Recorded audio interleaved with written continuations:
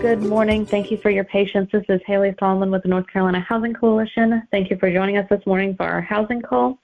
And without further ado, I will turn it over to our Director of Housing Policy, Stephanie Watkins-Cruz. Good morning, everyone. I hope you all are having a great day so far and a great week so far.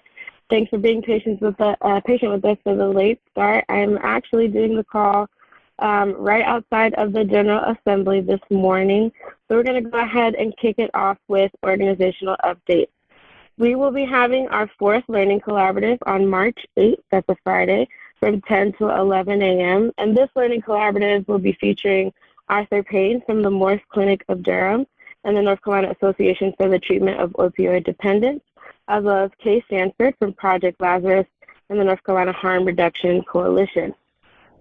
So if you have participated in any of our learning collaboratives before, you already know the setup. We have the recordings for the learning collaborative sessions 1 through 3 on our website, and we will make sure to include that link in the call notes for you.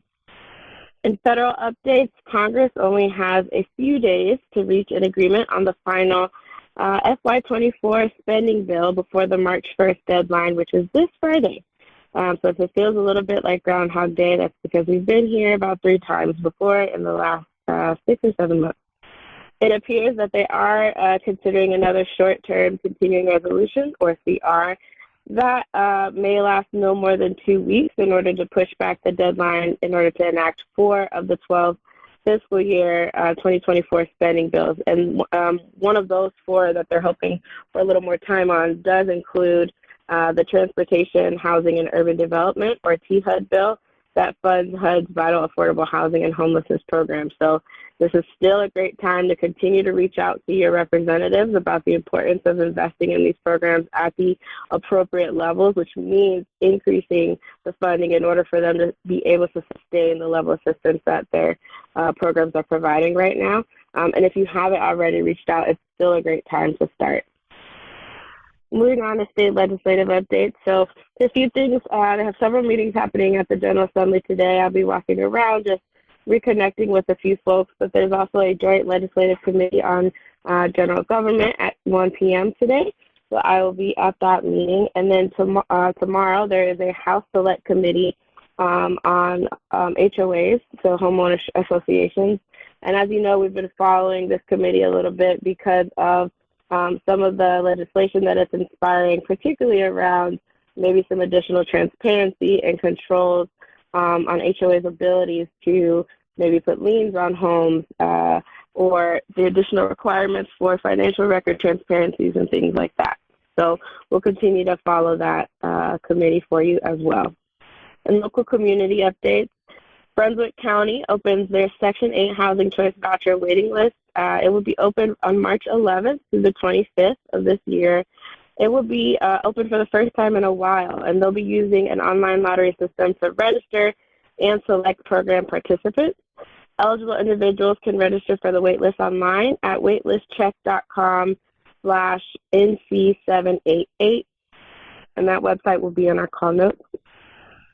Earlier this month, the North Carolina Housing Finance Agency announced 2 additional funding awards through its Supportive Housing American Rescue Plan SHARP program.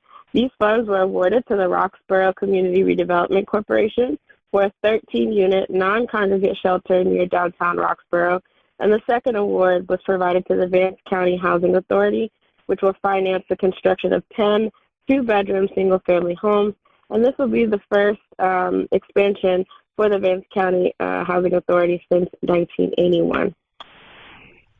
In Winston-Salem, the Winston-Salem Housing Authority recently donated 13 lots in the Happy Hills neighborhood to the Habitat for Humanity of Forsyth County.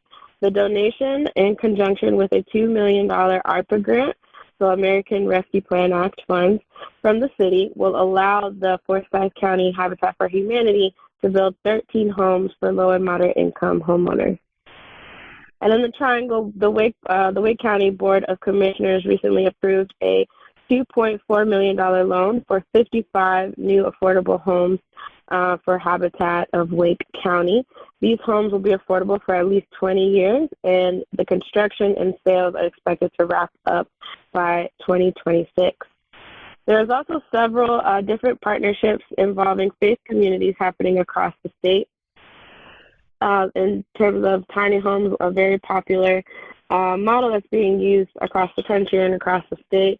One Christian Network, which is a group of over 300 Christian leaders in the Wilmington area, hosted a housing forum last week, and they discussed the rental rehab program from the city of Wilmington and discussed the possibilities of using this as well as underutilized spaces that churches have and land for affordable housing, and tiny homes did come up. In Winston-Salem, once again, a church is nearing the completion of 3 affordable 2-bedroom apartments and a house. The church, Whole Man Ministries, was able to complete the project thanks to a grant from the city of Winston-Salem, as well as several donations from individuals and community organizations. So these are just a handful of examples of what a big role faith communities and churches can have in affordable housing development and community development, but also the fact that it does take significant layers of partnership and of funding. In the reports and resources section, we have a lot of good ones, as always, for you all. One from Urban Land Magazine also talks a bit about faith communities and their role in affordable housing. This made my inner nerd chuckle a little bit, but it's called the YIGBY movement, Affordable Housing, Yes in God's Backyard. And it's a different movement that seeks to counter the NIMBY movement, the NIMBY meaning not in my backyard. Also from the HUD Exchange, an interesting piece on Hispanic homeownership and the fair housing barriers and opportunities for that particular demographic. And then in the housing policy debate, a really great piece on how poor health influences residential selection and the understanding mobility among low-income housing voucher recipients and the Moving to Opportunity study. A few events we just want to list up for you all. Tomorrow, the Bipartisan Policy Center from 2 to 3 p.m. is having a virtual forum for mayors and experts on ending homelessness. And Policy Link on March 6th from 2 to 3 p.m. is having a webinar titled Advancing Racial and Health Justice Through a Right to Counsel for Tenants. So this is a good example of a model that really emphasizes the stability part of the framework that we've been talking about, and stability meaning, encouraging and allowing for people to stay in their homes or mitigating displacement. And then our friends at the Cape Fear Housing Coalition are having their annual breakfast in Wilmington on March 11th from 8 to 10 a.m. The breakfast is hosted by Cape Fear Realtors and features a policy update from us. So if you are going to that event, please make sure you say hi. The event is free and open to the public. However, RSVP is required. And the link to do so will be in the call notes. Last but not least, another event. This is an in-person event in Onslow County. Jackson Onslow Community Development on March 21st will be having an event on Onslow's housing shortage and the impacts and solutions surrounding that on March 21st from 3:30 to 5:30 p.m. and registration is required. We also have several news pieces for you to list up. There's an NPR piece, 2 actually NPR pieces that continue to highlight sort of the impact that the affordability crisis is having across our country, as well as the rising numbers of homelessness. So the first NPR piece I want to list up talks about the U.S. Supreme Court cases that are being considered and looking at how far can cities go to clear homeless camps. And we've been seeing a lot of anti-homelessness rhetoric and a lot of criminalization of poverty and of homelessness in our very own state. So this issue is pretty relevant. Another NPR piece talks about the unaffordable rental market and how it's hitting record heights and the impacts of that fact.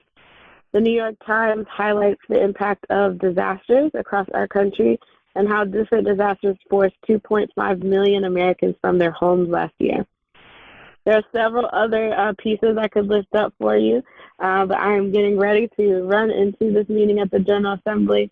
As always, please make sure if you have any questions, don't hesitate to reach out to us, or if you'd like us to focus on anything in particular, you know how to reach us. I hope you all have a great rest of your week, and we will talk to you next time.